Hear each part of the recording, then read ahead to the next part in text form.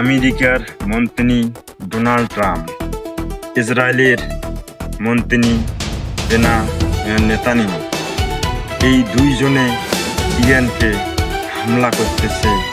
কিন্তু ইরানের সর্বোচ্চ নেতা আয়াতুল্লাহ আলী খামেনি মৃত্যুবরণের পর এখন তার ছেলে মুস্তাফা কামেনি যুদ্ধ চালাইতেছে। ইরান একাই যুদ্ধ করতেছে, কোনো মুসলমান দেশ তাদের পাশে দাঁড়াইতেছে না।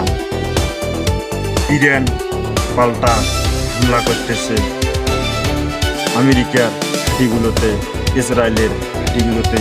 ইসরায়েলের জনসাধারণ এখন বাংকার খুঁজতেছে, তছনছ হয়ে গেছে আমেরিকার যুদ্ধ ঘাঁটি, ইসরায়েলের বিমানবন্দর। কিন্তু ইরান কিছুতেই ছাড় দেবে না। সর্বোচ্চ নেতা আয়াতুল্লাহ আলী খামেনির মৃত্যুর বদলা নেবে, তবেই যুদ্ধ শেষ হবে।